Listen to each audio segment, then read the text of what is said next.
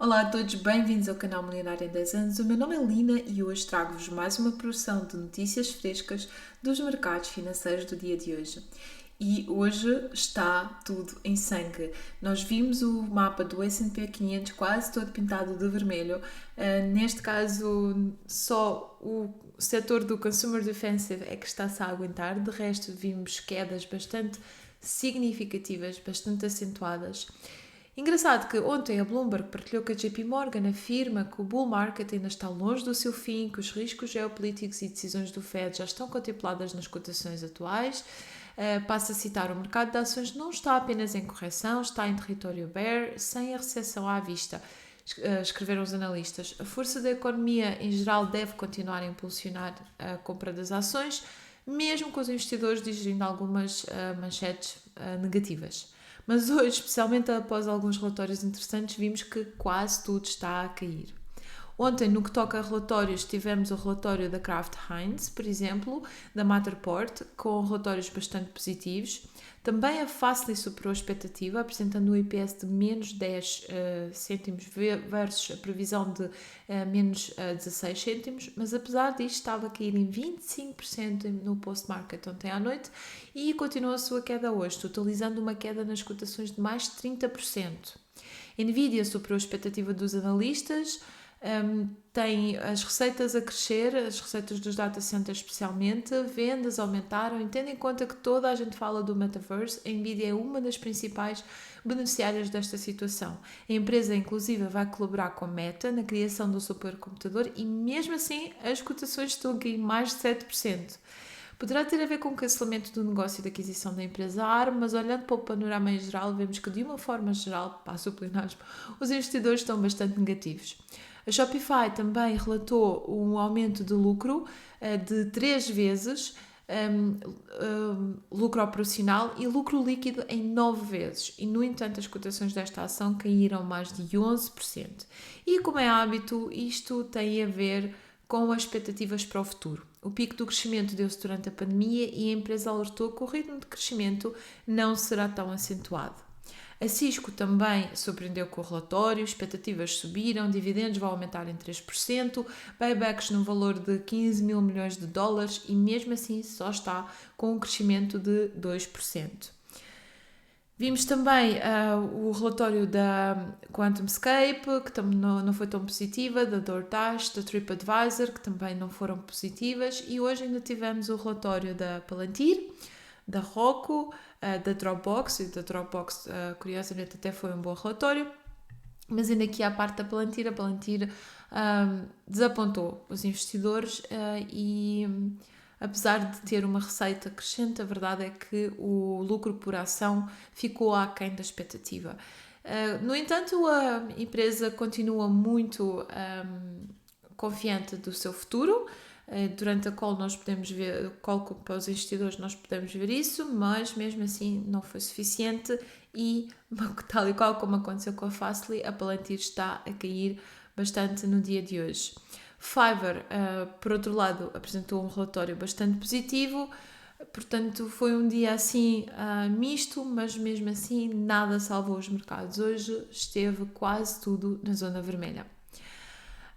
Indo agora à parte dos NFTs, como já é uma rubrica habitual aqui nas nossas notícias, a coleção de NFT Azuki ultrapassou as vendas do Leaderboard Ape Yacht Club, obtendo mais de 300 milhões de dólares em vendas no último mês. Os criadores do NFT também pretendem lançar um videojogo, assim que é, e uma série animada. E a posse de um Azuki dará ao dono o acesso a experiências exclusivas, como acesso a um metaverso privado. E podem ver aqui a coleção em questão. Eu gostava de saber se vocês compraram algum NFT, se vocês investem nesse mercado. Eu sinto que perdi um bocadinho o comboio, gostava de aprender um bocadinho mais sobre o tópico. Tenho tentado ler pelo menos e manter-me atualizada, mas se alguém quiser ajudar-me a entender ainda mais, fico à vossa espera, deixem-me um comentário aqui no vídeo para eu entrar em contato convosco. Se não investirem, podem também partilhar comigo no comentário porque é que não o fazem. E já sabem, um like, subscrever o canal, garantir que vocês estão subscritos, porque isso ajuda o meu canal a crescer e ajuda também a continuar a partilhar convosco as notícias com muita frequência. Indo agora à parte das notícias do Fed, nós vimos que saiu ontem o relatório da reunião, onde podemos ver que já em janeiro parte dos integrantes do Banco Central americano chegaram à conclusão que para combater a inflação é necessário proceder a um aumento de juros mais agressivo. As propostas alimentaram as especulações sobre uma possível subida de 50 pontos base nas reuniões de março e não 25 pontos apenas, que é a prática habitual, aumentando o custo do crédito e assim retrair o consumo, controlando a pressão sobre os preços. Na parte das cripto, o Deutsche Bank apresentou um estudo interessante que revela que mais de metade dos investidores em cripto não pretendem vender os seus ativos, mesmo se verificarem quedas acima de 80%. O Elon Musk hoje também foi o protagonista de várias manchetes. Musk acusou a SEC de assédio e intimação por ele ser um crítico do governo, tentando dissuadi-lo da exposição da sua opinião pelas constantes investigações. E estas atitudes polémicas nós já estamos bastante habituados. Hoje houve mais uma investigação ligada aos carros Tesla, que tem mais um problema identificado no seu sistema de travagem e parece que o Elon Musk não consegue ficar aquém e tem que também ele ser o protagonista das notícias. A Bolsa de Lisboa esteve hoje bem mais calma comparado com a Bolsa dos Estados Unidos.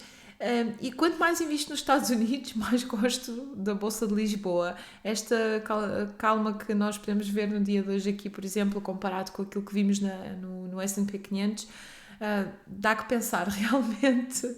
Soube-se hoje que a Nova Base lucrou 8,7 milhões de euros ao longo do ano de 2021, o que representa um crescimento de 16% de ano para ano.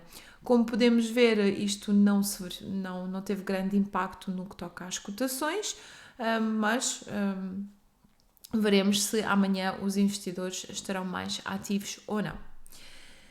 No que toca às notícias, isto é o que eu consegui reunir hoje.